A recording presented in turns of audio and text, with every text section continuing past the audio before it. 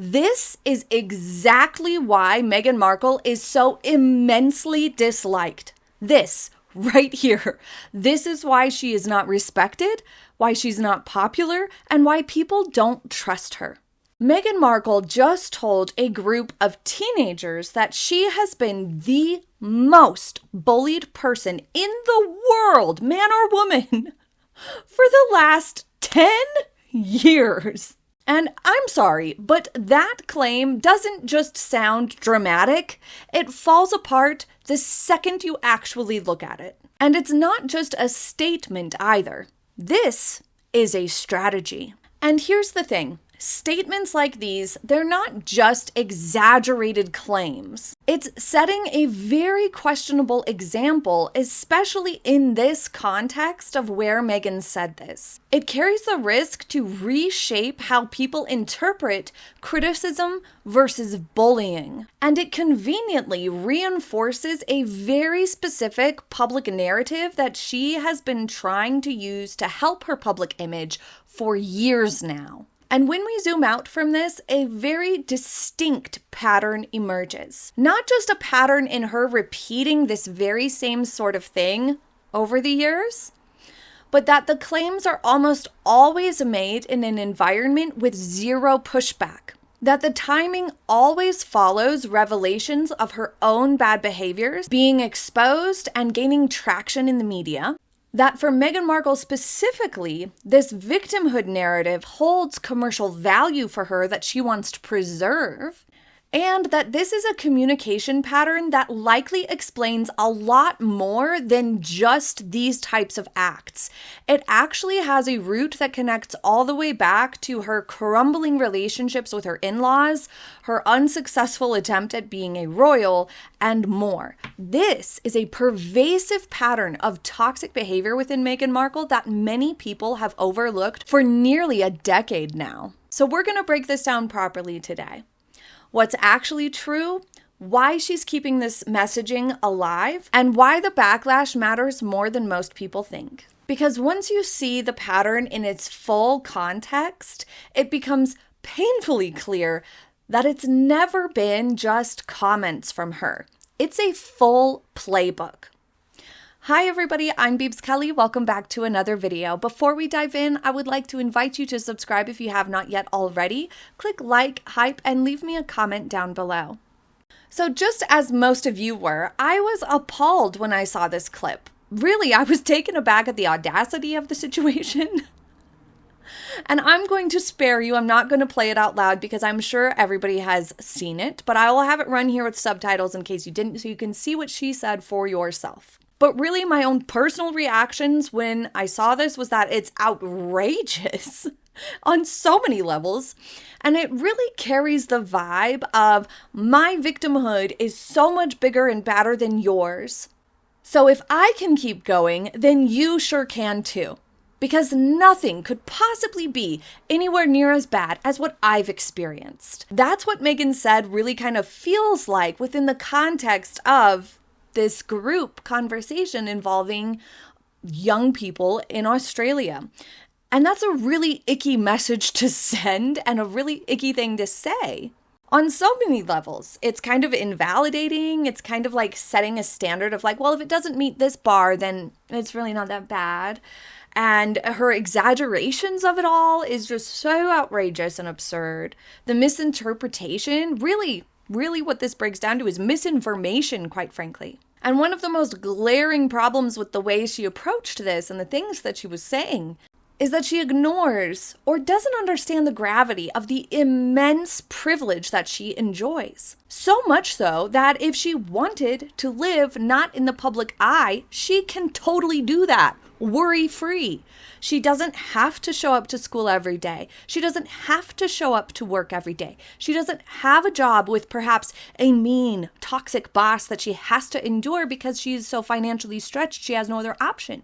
She does not have the same life pressures that tend to exacerbate online problems or bullying or toxic stuff online that lots of young people do experience. They have these pressures and constraints that make them feel like they have no other choice but just this one path in front of them. Meghan Markle has never felt that. She just hasn't. Because while money doesn't solve everything, it certainly can create a more private life for yourself where you don't have to put yourself out there if you don't want. If you have enough money, you can find ways to not put yourself in the public eye. And Meghan chooses not to. And therefore, she does not understand what the teenagers and young people she's speaking to are actually going through. But if we remove Meghan's exceptional circumstances, shall we say, from the equation, it's still an incredibly out of touch thing to say and position to have, all the negative adjectives. And this right here, this is exactly why people don't like Meghan Markle. But let's begin by setting opinions aside, something Harold and the Meg seem incapable of doing, and let's look at the facts of this situation.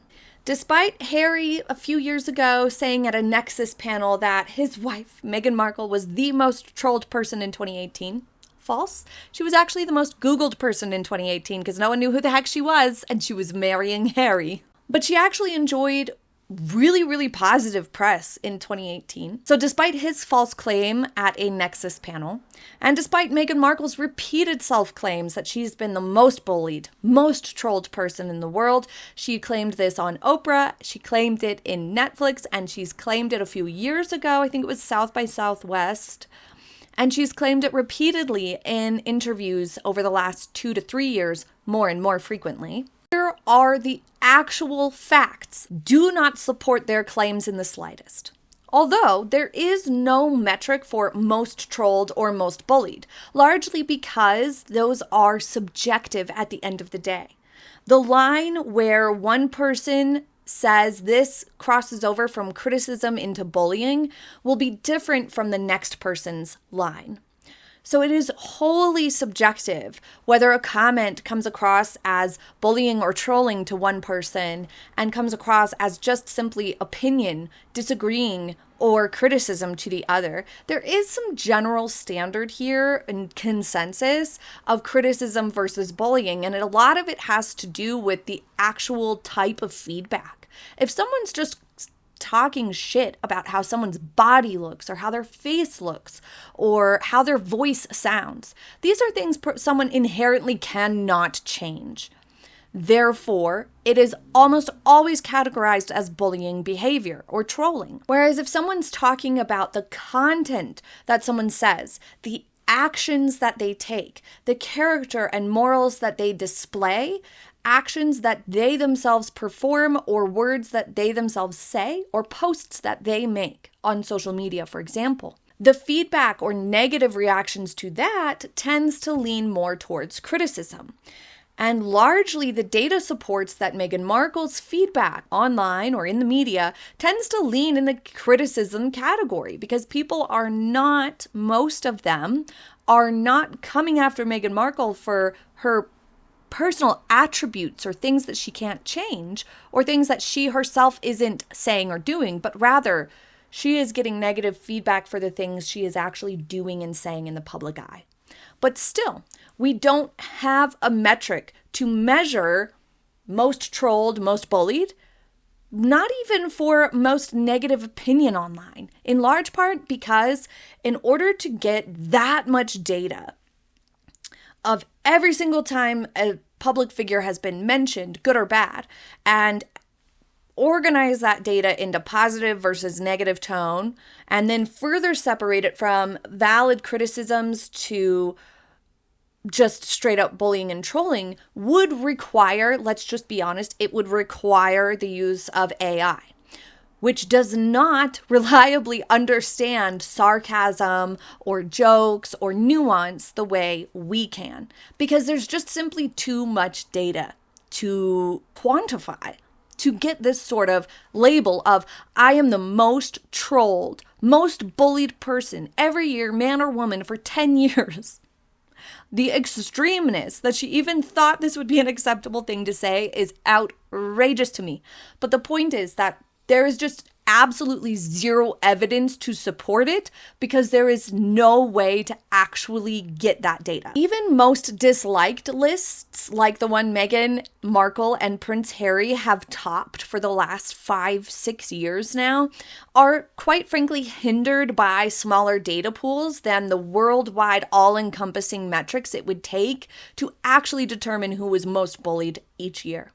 With trillions of comments and posts and media published every second of every day worldwide, it's simply not possible to get that data. Some research organizations have looked at specific socials and specific internet ecosystems, like Twitter, for example, in which actually Piers Morgan was one of the most trolled, or across other microcosms of the interwebs, like, for example, P. Diddy topped negative reactions a couple years in a row, obviously.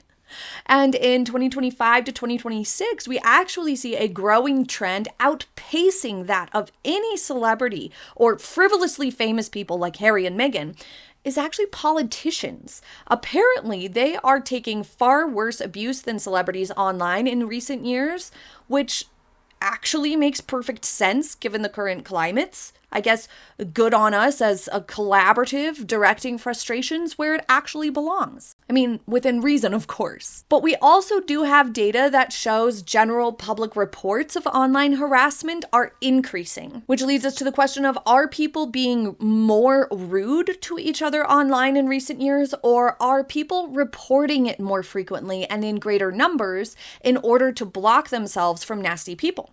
For example, YouTube and other social media have increased the tools that a user, a person on social media or on YouTube, can use to filter out people who are just consistently rude or negative, or, pestering them with something that they don't want to hear, or maybe are just being trolls, of course. But there's more ability now in recent years to exclude those people from your feed and block those people than there was years ago. So we don't really have the data yet to show, are people using those tools more, and therefore the data for the amount of people who are reporting online harassment are increasing because of increased access to tools and increased awareness of it? Or are people actually being more nasty? We can't really tell the difference. So you see the plot holes in the data that we do have, as well as a complete lack of data to support Meghan's claims at all. But for example, since Meghan Markle became Prince Harry's wife, the annual biggest targets for online negativity have not once been led by her. When we look at the aggregate data, compiling lots of different data together, and we exclude politicians, it's Harvey Weinstein, Ariana Grande, like in 2024, 2025, Justin Timberlake, Elon Musk, and Kanye West. Those are some of the most targeted when it came to negative online feedback. Meghan Markle was on those lists, but she didn't top those lists any of the years since getting with Harry, or before that, because no one even knew who she was. So what do all these people have in common? The people who have topped the lists, what do they have in common with Meghan Markle? But with each other, it's controversy. And controversy by their own actions. Meghan is part of that group where someone's own actions and words that they themselves are putting out, the primary source of that person and their public image that they are pushing out, is being criticized in massive numbers. It's not bullying and it's not trolling. It's negative feedback, because these people have done or said things that the majority of the population agree was a bad choice. Which leads me to the point of this claim. It's subjective, and negative feedback also does not equate to bullying or trolling. So no, she is not the most bullied person in the world, not at all. Not even close. And that's where this goes from being just inaccurate to actually being a bigger problem. Because when you use that kind of extreme language, you're not just describing reality as you see it, you're shaping how other people learn to see it. And that's exactly why this is concerning in this specific context, when she's talking to young people who are still learning how to interpret their own experiences. When you frame yourself as the most bullied person in the world, you're modeling a mindset where every criticism becomes bullying. Everything is interpreted at the highest level of harm, and your identity starts to center around being a victim of other people. And that's not just inaccurate, it's actually a really limiting way to move through the world, especially for teenagers who are still building resilience and perspective. In fact, I would argue it's a very harmful sort of mindset to be spewing in front of impressionable youth. And I'm actually working on a full timeline deep dive into Meghan Markle's media coverage and the public reaction that followed. And let's just say, when you see it all mapped out, the pattern becomes very hard to ignore. And her claims of being most bullied, most trolled, gets even harder to justify. And that's what makes this next part so crucially important. Why this narrative keeps showing up with Meghan Markle in the first place. We've established that her claim is false and grossly exaggerated, and that it's not a healthy mindset or a good example to display to children. You want them to become strong and confident and self-assured and be more equipped to not spiral emotionally or mentally when they see criticisms or bullying. And we want them to be able to tell the difference. But what we find when we look at it more objectively is that Meghan isn't sharing this from a place of an educated approach of how to help guide a young person. Not at all. This is the wrong way to do that. This is very, very different. Meghan is consistently making victimhood part of her own personal brand for a very different reason. It leads us to wonder why. It carries the risk of making her seem overly sensitive, reductive, even obtuse, as well as a bad role model and uneducated on how to actually help people in this initiative that she says she cares about. And those very risks have been realized. She and Harry have a reputation as overly sensitive and thin-skinned and all of those things. But she does this anyway. Here are just a few possible reasons why she continues with this, despite the risks and despite the bad approach and lack of evidence to back it up. Maybe something that she repeatedly does because she enjoys the feedback that she gets. This is a very well-known psychological response of a behavior, whether it's right or wrong or bad or good, results in attention that the person likes and wants. So they repeat it and they recreate scenarios where they can experience that same attention, that same feedback that they enjoyed time and time again. We have also seen that victimhood for Meghan and Harry can sell. Oprah, Netflix, Spare, possible future book deals. By doing this, she is able to drag out her leverage for a future deal or future opportunities. So by doing this and repeatedly, reminding people that she believes she is the most trolled person, she is protecting the commercial value in this story for herself. And she is reinforcing it on a regular basis in order to maintain that leverage. It doesn't really matter if it's true or not. She says it like it is in order to preserve the commercial value there. It also serves as a counter-narrative for Meghan Markle and Prince Harry, but mostly Meghan, to her long history of being accused of her own bullying behavior. The plethora of articles and staff speaking out since 2018 is a pattern that is really, really hard to ignore. So Meghan Markle has to find some way to counter that narrative. She must believe that framing herself as a bigger victim of bullying than anyone on her staff who has spoken up with their negative experiences must absolve her or at least bury the search results of those stories and exposés and elevate her own proclamations instead. It also could be motivated by a perceived boost to her and Harry's brand of supporting online safety for youth by tying it to her own personal experience.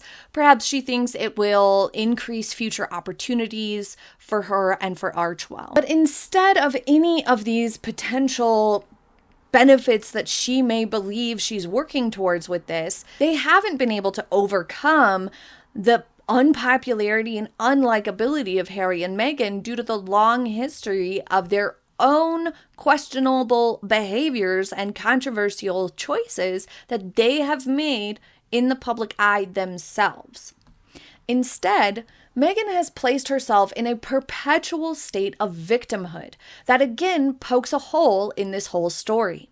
That she's never modeling getting out on the other side of it, showing resilience by always bringing it back up that she's been bullied. She's putting that on top of Meg bullied staff and Meg bullied her in-laws, which benefits her and outweighs actually setting a good example. Instead of choosing to really dive into this issue as a supporter and advocate of online digital safety and against online bullying by really understanding the issues, not constantly talking about herself and making her the biggest victim of all, but instead modeling good, positive behavior and outcomes and letting that fade away to part of her backstory and really prioritizing what the best practices are within this space and this cause. Instead, she clearly thinks the perceived benefit to her personal image, future opportunities, leverage to secure future deals outweighs the cause itself. What's good for the cause is only the priority for so far, because at some point, Meghan Markle thinks that what benefits just her is what's most important at the end of the day. Never mind the whole issue of developing the skill to be able to take on board criticisms that you get and learn and grow from them. Even if sometimes that means growing away from a situation or a friend group or some person who you may find their criticisms are invalid, and you may learn that it's not something you're really comfortable with staying in an environment like that. But it's not a situation where every criticism just falls under this category of we must dismiss it. No, the important life skill to develop is to listen to criticism first and practice taking the sting out of it, and then deciding for yourself whether it's valid or not on a case-by-case basis. I've always said a huge problem with Harry and Meghan is that they thought they deserved and should be getting just positive press, public adoration, and approval all the time, from the start, without any effort, which isn't just unrealistic. Here's the hard truth. Queen Elizabeth II and Princess Diana, that's lightning in a bottle. That level of public approval is extraordinarily rare. And it's even more rare in celebrity circles. Actors and musicians and artists and other public figures typically have at least some percentage of people who are like, I don't really care for them, even the most liked of them. Even people with really high approval ratings still have some people who are like, I don't get the appeal here. I don't really like this person that much. And that's exactly why most celebrities keep really low profiles. Meghan and Harry go about this all the wrong way because they feel entitled to popularity that they've never earned. And they are wounded by criticisms and push back harder every single time. And it backfires every single time. Despite how bad this is for Meghan PR-wise, she has clear ulterior motives to maintaining this perpetual exaggerated victimhood. And it's all to do with money, image, and greed, which leads us to grow frustrated with the lack of pushback. In the settings where Meghan has done this and made these big proclamations, it's always one sort of environment. It's either a carefully controlled interview, quickly layered in between other statements to reduce the opportunity to pause on it or circle back to it or make it a focal point of the conversation, sort of sneaked in, or it's in a therapy setting like with these youth in Australia. Why? Because that very structure does not allow for pushback, ever. And that exposes a very sinister and toxic pattern of Meghan Markle's that most people haven't picked up yet. And it is a one-way communication style. Her favorite way to communicate. She frequently, almost exclusively, engages in one-way communication to allow her to say whatever she wants, unchecked, unchallenged, with zero pushback, zero follow-up questions. And then it's out there, flapping about in the breeze of the interwebs forever. And it requires the viewers then to verify, validate, and disprove what she's said. And she doesn't have to worry about it because she has comments turned off. But this has lots of consequences. Not just that people tend to notice this pattern and get frustrated with it very quickly, and it aids in this sort of lack of trust within a person or an organization. I mean, just think about other public figures or organizations or institutions that never have a back and forth with the public or the press, or even think about people in your own life who only sort of talk at you and very much have a one-way style of communication where there's not a lot of give and take. No one likes that. It doesn't inspire trust or confidence or likability at all. It reads as controlling, contrived, manipulative, and untrustworthy. And in this scenario, it slowly erodes the facts of their history. And each time she does it, she believes she's validating herself, her own version of events, regardless of the truth of the matter. She believes each time she does this, she is propping up this false image that she's presenting to the world, when in reality, what she's doing is muddying the waters of the facts of their history with her own, like, completely unhinged version of events. But she's also undermining her own public image and trust with the public. And I'm taking a closer look at the pattern of her one-way communication style in an upcoming video and all the consequences of it, and a little bit of a closer look with more analysis and more data of these claims of being most bullied in an upcoming video. So be sure you subscribe so you do not miss it, because in that video, we are going to explore this issue further with how it contributes to her dynamic with Harry and their interpersonal relationship, the breakdown of her relationship with her in-laws, and in contexts like these, and why it's a strategy that always eventually backfires. Like, nobody likes being talked at. And people who never engage in conversation or discussion or actual authentic Q&As that are not scripted, what they end up doing, what Meghan Markle and Prince Harry are doing, is trading popularity for control. Her strategy of speaking in these controlled therapy-like settings without taking questions or facing counter-arguments models this one-way communication style perfectly, but it is pervasive in Meghan Markle's history when you're looking for it.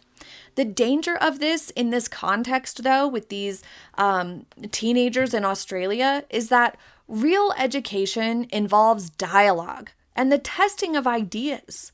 By bypassing the checks and balances of press conferences or open Q&As, she sets a precedent that public figures should only engage with the public on their own terms, further insulating themselves from reality and from likability. Younger generations especially prioritize transparency. The facade of, like, social media and stuff that it was when Meghan Markle was on social media way back, you know, when she was on Suits and stuff, is very, very much shattered. People know that you use filters and only post the best moments or are manipulative when you're posting online. People know that that's a possibility. People are on the lookout for it. People want their menus, their restaurants, their businesses, where they buy their clothing, where they buy their home goods. They want transparency. They want transparency from people in the public eye, from authors and journalists. They want transparency from politicians. What makes Meghan and Harry think that they will be excluded from that scrutiny? But the backlash to this comment was swift and thorough. Not only was she criticized as using these children to rehab her image with what she thought would create sympathetic press, but everyone is asking, what about your bullying, Meghan? The power imbalance of one-way communications about lying about your in-laws on television, the disputes with staff, a consistent 10-year span of reports on this toxic workplace nonsense that Meghan Markle fuels. What about all of that? The hypocrisy is lost only on Meghan and Harry. In a bigger context, though, if they're really there to discuss online safety with youth and champion this cause, then stay in your lane. Know your role. It's not about you, especially when you're talking to youth. We have heard her whining about this time and time again for years. At an event like this, it's not time for Meghan to take a turn. Don't share personal details. Make it about the kids. Make it about the cause, the event, the organizations that are helping to create positive change and impact. Here's a thought. Try having a positive impact yourself, Meghan. Can't, though, because she's only ever focused on herself and sharing her personal fabrications and feelings. And by only ever talking about herself, she cannot create positive impact that way. When a wealthy, globally famous woman with a massive media platform claims to be the most bullied person in the world, it also risks trivializing the experiences of those without a voice. The precedent it sets suggests that bullying is a competition of volume and visibility. For a child being relentlessly harassed in a small school with no support, hearing a global icon claim the top spot can feel dismissive of the local, isolated, and often more dangerous reality of everyday bullying. And like I said, those life circumstances that come into play here cannot be discounted. It's increasingly difficult to see their involvement with this cause in any other way than accountability dodging, holding up this cause as a shield for their own bullying behavior that they should be held accountable for. Before you go, click that subscribe button so you do not miss that deep dive that we're coming up. It's very juicy, very full of hot tea, but I'm going to take my time on it so I can pack it full of facts. In the meantime, this week we have the rest of her outfits in Australia coming up, more on whether Archewell can survive this way, and what exactly happened at the besties retreat that was so heavily hyped. I hope you enjoyed today's video. Leave me a comment down below and have a happy day ahead. I'll see you next time. Bye!